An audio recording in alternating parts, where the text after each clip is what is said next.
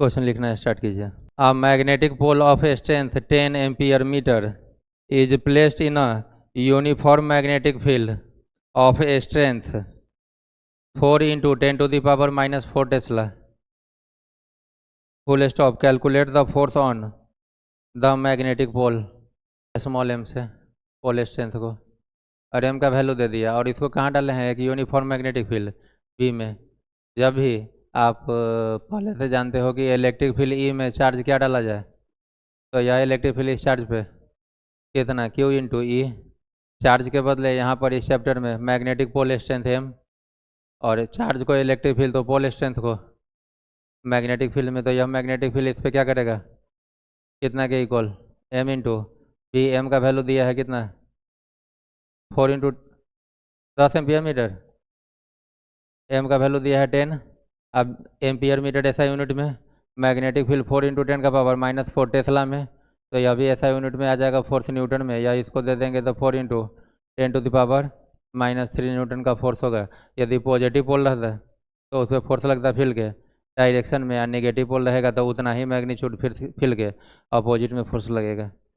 Next question लिखेंगे, calculate the magnetic moment of a magnet of length 10 centimetre if its each pole is of strength 50 ampere metre 50 ampere metre. Magnetic moment का मतलब magnetic dipole moment. Magnetic dipole moment mu का magnitude होता है bar magnet के लिए ml, और यही magnetic dipole हो करंट कैरिंग क्लोज्ड लूप, तब करंट इंटू एरिया, तब करंट इंटू, यहाँ तो मैग्नेटिक पोल दिया है तो बार मैग्नेट वाला यूज करेंगे m इंटू एल। एम को बोलेंगे पोल स्ट्रेंथ, और एल रहेगा दोनों पोल के बीच का सेपरेशन। पोल स्ट्रेंथ कितना दिया है 10 एम्पियर मीटर, क्या 50, और लेंथ 10 सेंटीमीटर है तो 10 इंटू 10 का पावर माइनस 2। यह 1 0 और 1 0 मिलकर 10 का पावर 2, 10 के पावर माइनस 2 को कैंसिल कर लिया। मैग्नेटिक डाइपोल मोमेंट का ऐसा यूनिट होता है एम्पियर मीटर स्क्वायर, वैल्यू आया 5 ampere metre square.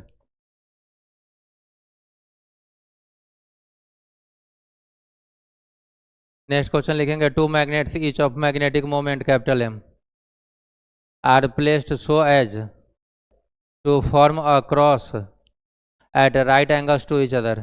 Full stop. Calculate the magnetic moment of the system. तो मैग्नेट है और दोनों का मैग्नेटिक मोमेंट सेम है, कैपिटल एम बोला है, हम लोग म्यू मानते हैं, या कैपिटल एम लिया है। तो पहले आप एक मैग्नेट कंसीडर कीजिए, इसके नॉर्थ का पोल स्ट्रेंथ एम, साउथ का सेपरेशन एल, तो इसके लिए magnetic dipole moment capital M निकालेंगे, तो दोनों में से किसी एक का पोल स्ट्रेंथ इंटू दोनों मैग्नेटिक पोल के बीच का सेपरेशन। अब ऐसा ऐसा 2 एम वाला, ऐसा ऐसा 2 एम वाला एक दूसरे के साथ 90 डिग्री पे है,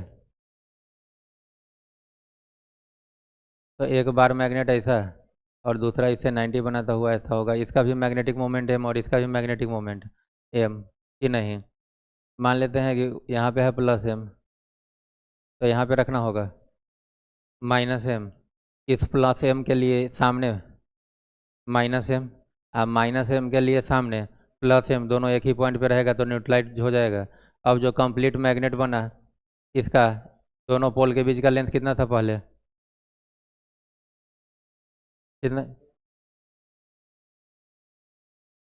लेंथ माने कितना है, तो अभी कितना लेंथ होगा एल ही, और यह लेंथ भी क्या होगा एल। अब इस सिस्टम का यदि मैग्नेटिक डाइपोल मोमेंट निकालें,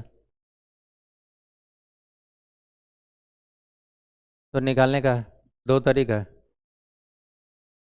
तरीका नंबर 1 कि मैग्नेटिक डाइपोल मोमेंट इसको एम डैश बोल लीजिए, और मैग्नेटिक डाइपोल मोमेंट का फॉर्मूला है पोल स्ट्रेंथ इंटू दोनों पोल के बीच का सेपरेशन।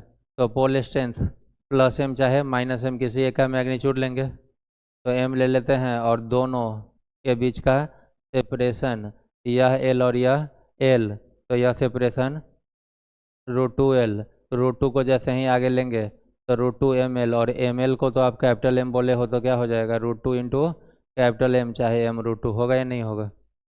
तरीका नंबर 2 कि यदि इसको न्यूट्रलाइज नहीं करें, तो सामने यह प्लस एम है तो सामने क्या होगा माइनस एम, और इस कैपिटल एम डाइपोल मोमेंट का डायरेक्शन होता है निगेटिव से, तो एक कैपिटल एम निगेटिव नीचे से ऊपर की तरफ कैपिटल एम, और इसके लिए यह माइनस एम है तो इसका निगेटिव से पॉजिटिव इसकी तरफ, और इसका भी वैल्यू कितना है कैपिटल एम, दो वेक्टर हो और दोनों के बीच का एंगल कितना है 90, और यदि मैग्नीट्यूड सेम हो तो रिजल्टेंट ए के मैग्नीट्यूड का √2 टाइम्स, तो √2 m होगा या नहीं होगा, निपटाइए।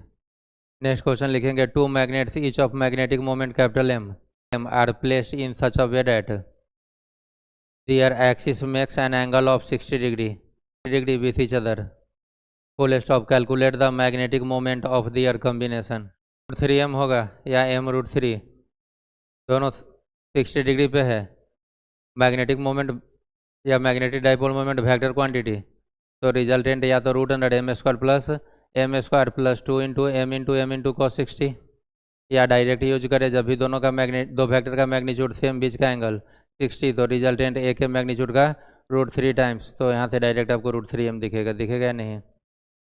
नेक्स्ट क्वेश्चन लिखिए, अ magnet of length 2l and magnetic moment m capital M is bent at its centre through 60 degree, full stop. Now what will be it's magnetic moment. चलिए देखना स्टार्ट करते हैं। पहले एक सिंगल मैग्नेट बना लेंगे जिसका मैग्नेटिक लेंथ कितना दिया है 2l, और यहाँ पे मान ले प्लस m, तो यहाँ पे माइनस m, और दोनों पोल के बीच का लेंथ, और मैग्नेटिक मोमेंट कैपिटल M का वैल्यू दिया है कैपिटल M, तो कैपिटल M यदि हम निकालें इसके लिए तो हो जाएगा पोल स्ट्रेंथ दोनों में से किसी एक का मैग्नीट्यूड इंटू दोनों के बीच का सेपरेशन, तो कैपिटल M का वैल्यू आ रहा है ml, नहीं कितना 2 ml। अब यदि इसको सेंटर से हम लोग बेंड कर लेना 60 डिग्री पे, सेंटर से कितना पे 60, तो सेंटर से यहीं से बेंड कर दे 60 से, और इस पोर्शन को ऊपर यदि भेज दे तो अब प्लस m वाला सेक्शन यहाँ पे पहुँच जाएगा,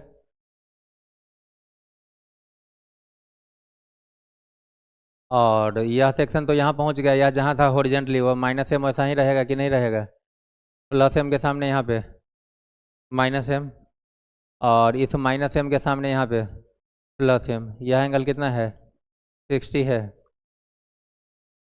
अब इसके एक सेक्शन का मैग्नेटिक मोमेंट m' बोल लीजिए, तो दूसरा सेक्शन भी मैग्नीट्यूड वाइज m' ही होगा कि नहीं होगा, क्योंकि पोल का स्ट्रेंथ सेम है और लेंथ भी क्या हो जाएगा आधा आधा, मतलब आपस में इक्वल होगा या नहीं होगा। तो अब इस पूरे सिस्टम का जो मैग्नेटिक मोमेंट होगा वह इस m' और इस m' का रिजल्टेंट या वेक्टर सम, और उसके लिए चाहिए होगा दोनों m' के बीच का एंगल, और एंगल में यहाँ पर ध्यान रखना होगा कि यह 60 डिग्री नहीं, यह एंगल आपका आना चाहिए 120 डिग्री। कितना आना चाहिए 120 डिग्री। चेक कीजिए तो प्लस m माइनस m, तो निगेटिव नीचे है पॉजिटिव ऊपर, तो इसका मैग्नेटिक मोमेंट m' नीचे से ऊपर, और इसका निगेटिव इधर है और पॉजिटिव इधर है, तो इसका मैग्नेटिक मोमेंट निगेटिव से पॉजिटिव m' इधर, और इस साइड का यह एंगल कितना दिख रहा है 60, तो दोनों वेक्टर के टेल से टेल एंगल हमेशा लेते हैं वेक्टर में, तो यह एंगल कितना है 120, और जब भी दो वेक्टर का मैग्नीट्यूड सेम बीच का एंगल 120, तो रिजल्टेंट दोनों में से किसी एक के ही मैग्नीट्यूड के इक्वल आता है, तो रिजल्टेंट को यदि mr बोल लीजिए मैग्नेटिक मोमेंट का रिजल्टेंट, तो वह तो m' के इक्वल होगा, या फिर √m' plus m' into 2 into m' into cos 120 -1/2 put करने पे यहीं पे आइएगा कि नहीं आइएगा। अब m' को तो कैपिटल M के टर्म में लिखना है, तो किसी एक के लिए m' निकालिए, तो पोल स्ट्रेंथ कितना m और लेंथ कितना रहेगा इसका l, चाहे इसके लिए m और लेंथ कितना l 2 ml, यदि कैपिटल M है तो ml क्या हो जाएगा कैपिटल M डिवाइडेड बाई 2, तो इस कम्बिनेशन का जो मैग्नेटिक डाइपोल मोमेंट होगा वही इनिशियल का हाफ हो जाएगा।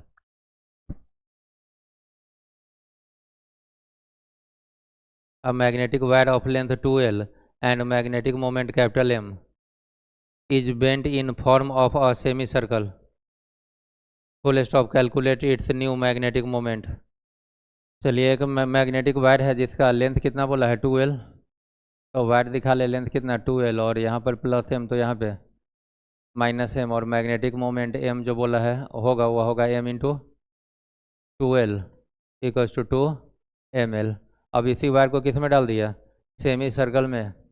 मैग्नेटिक वायर को ऐसा सेमी सर्कल बना लीजिए, तो एक तरफ कहीं प्लस एम और दूसरी तरफ माइनस एम हो जाएगा कि नहीं।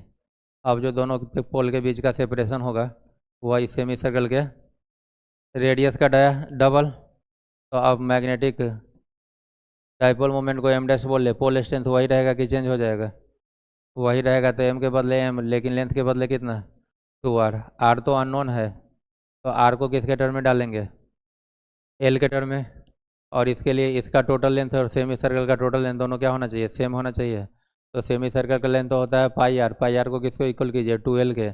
यहाँ से आर आ जाएगा 2L divided by pi, R का वैल्यू पुट कर लीजिए, तो 2m और इंटू आर के बदले 2L बाई पाई, या 2 इंटू 2, या ऐसा कर ले, यहाँ 2ml आ रहा है ना, तो 2m और एक L इसको दे दे और इस 2 को सबसे आगे ले ले, तो 2 into 2ml, 2 into 2ml divided by pi, 2 by pi को भी एक साथ 2 बाई पाई को, और 2ml को कितना डालेंगे कैपिटल M, तो यह आ गया 2 into capital M divided by pi.